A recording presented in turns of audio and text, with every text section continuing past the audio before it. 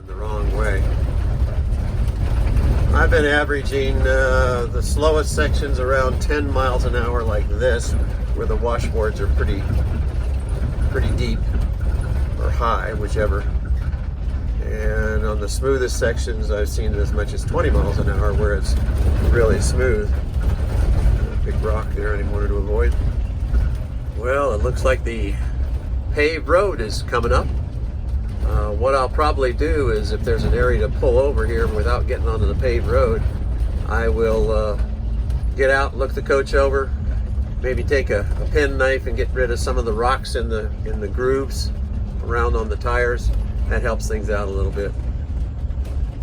Looks like somebody coming in. You see the 50-mile-an-hour speed limit. I'm doing about 45 right now. Not a car in sight, so I can use pretty much all the road I want to avoid those low-hanging branches. There are a few of them. Bar Diamond Ranch Road and Perkinsville. A little community, kind of a ranching type community. Quite pretty. Big, huge meadow. And lots of pine trees. So far, the mountain pine beetle hasn't hit this area, although I took a drive over to Horse Lake Campground, which is just right outside of Williams on the north side of Interstate 40, and I was shocked compared to last year how bad the pine beetles have just decimated that part of the pine forest. Hopefully they can do something about that. I don't know what you can do. This is a turnoff right here to Dogtown Lake. It's another lake like Whitehorse that's not quite as scenic, more in a flat kind of area. Lots of pine trees still. They do stock that lake because it's deeper. Whitehorse they don't stock at all, and that's because it's only about 12 to 15 foot deep at the most. There's another RV going out that looks like he's got his side-by-side he's pulling behind him. It's a great area for side-by-sides, also Jeeps, and there's a beautiful cabin right there in the woods. Quite nice. Several of them here right along the road, so that makes access pretty nice during the winter. Get a lot of snow up here in the wintertime. Well, that's a beautiful cabin there, and quite the community. There's the Williams city limit. That doesn't mean you're entering the city. Not a house or cabin in sight here right now, but probably lots of people living on the little dirt roads on the outskirts. My next chore is going to be get water and dump. In 2 weeks I've used about half my water supply, and I saw where both the tanks are about half full, so I could go probably conservatively a month. I had my brother-in-law come up and visit, and there's a house for sale right there. That one right there is for sale. Looks like a new construction, new build. Quite nice. Looks like there's a couple in here. This is not too far from downtown. It's probably, I don't know, maybe 10 minutes, I would guess. Up in the hills above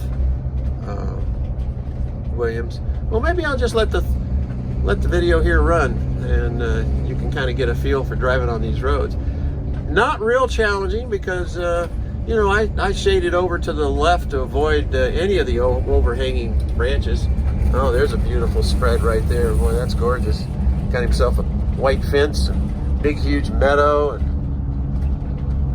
and it is on a paved Pine Meadows Drive and gated.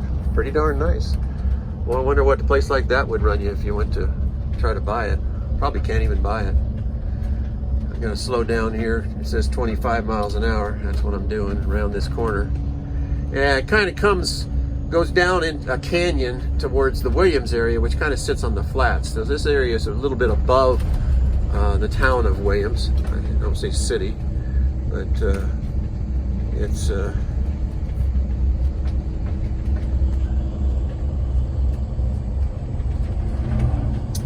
some people headed up. I don't know what they're doing. Looks like locals because they got big trucks. Maybe a out-of-stater with a Colorado license plate. Can't believe Arizona looks like home, I bet. Just gorgeous. Absolutely gorgeous up here. And to think today we'll probably get up to the high 70s, maybe 80 degrees. That's for maybe an hour or two in the afternoon. But Phoenix is, I just heard, was supposed to be not quite the teens. It's 108, 110. The temperature up here tends to be between 30 and 35 degrees less than the temperature in Phoenix, and that's both for the high and the low every day. I've noticed that over the years I've been coming up here. But the climate is just awesome. Right now it's really dry. You can probably see the pine trees. Oh, there's the water supply for the town of Williams, if you can see it through the trees. Right there, it's a small lake. No boating on it, or swimming, obviously, for good reasons. I do see some fishermen sometimes on the lake when I'm coming up and going down. But a small dam here at the end of this canyon, and it blocks the water, and that forms the water supply for the town of Williams. There's a trailer going up. All right, we're coming in. Oh, there's the dam right there, and the town beyond. Oh, there's somebody fishing right there. Pick a street here and just do a turn over 2 blocks and come back. Oh, that's a beautiful little house right there, isn't it? Got it all painted blue and everything.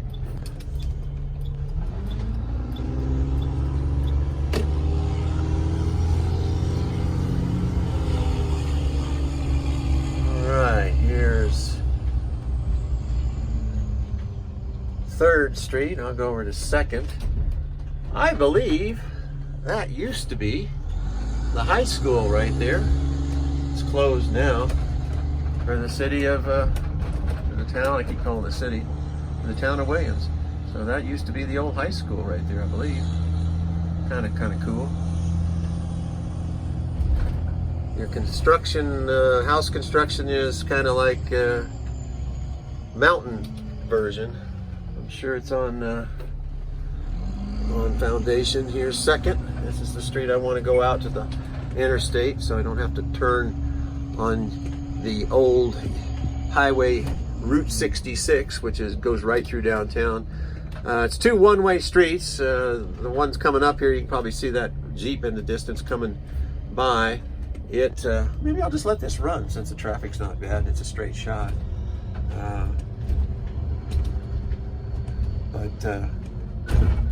Route 66, which is the now Interstate 40, which bypassed it. I'm coming up on the eastbound side of Route 66. Sorry if it's jiggly. I'm kind of paying attention to what I'm doing here driving-wise. But I can do this one-handed. All right, here's the big place. I'll let the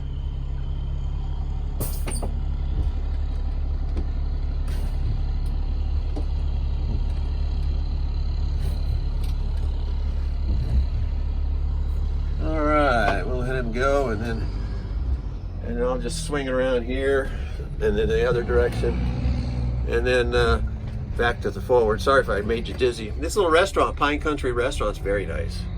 They have really good little breakfasts. I can highly recommend that. Been there, done that. And then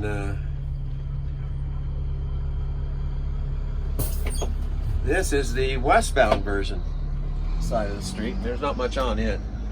But coming up here on the left is the train. It's the Grand Canyon Railroad, but they call it the train, I think. Thetrain.com, I think that's their website. In non-virus times, they actually have an RV park. I'm looking left and right here, crossing the railroad tracks. And it's really kind of neat. The train goes up to the South Rim, right there at the El Tovar Hotel. You get out of the train right across the street from it, and there's a hotel here, and they also have an RV park. A bit pricey though. Makes for a really good day. You can leave early in the morning. I'll come back to the forward again. Sorry if I made you dizzy. And stop here at the stop sign. And coming through the town, this is the street that connects with Interstate 40. There is an entrance onto the highway, and things are really starting to pick up in Arizona that I've seen from this virus baloney. I won't say it's baloney because a lot of people have suffered because of it horribly, but it appears, at least in northern Arizona, that things are starting to look up. And I came through here 2 weeks ago, and that ball field over there for Little League and so forth, Cruton Park, C-R-U-E-T-O-N Park, all the diamonds were going with Little League. There's Old Glory there by the service station. And this is a good way to go through town. Straight shot through the busiest part. Not challenging whatsoever as far as driving is concerned. Got all the fast food restaurants, Mickey D, and there's Kentucky Fried and Taco Bell, and Pizza Hut, New China restaurant, some kind of a buffet, I would imagine. On the other side is Love's. I'm not going to go over there. I'll be headed towards Flagstaff, where I'm planning on dumping and getting some water at in the city. There are a couple of dump places that most of them charge about $10. Water's a valuable commodity here, so you got to hunt and find it. Well, that's it. A little bit of the drive back from White Horse Lake, including quite a bit of the dirt road, which is the challenging part for that particular RV park. And then the nice paved road, which is about halfway from Williams out to where you turn off to go to White Horse. And it takes me just the better part of an hour, maybe a little bit more, to navigate back to the interstate. Of course, the bus is horribly dusty and dirty. I'll probably find some place to get off and use my spray washer unit before I dump and fill, and that way we'll get the bus looking nice and neat and clean. But I'll sign off for now due to the traffic, and we're back to civilization again. And thank you for following along on this little journey. Hopefully I'll be able to do this again as I do this arc of campgrounds across northern Arizona all summer long. Thanks for joining, and have a great day.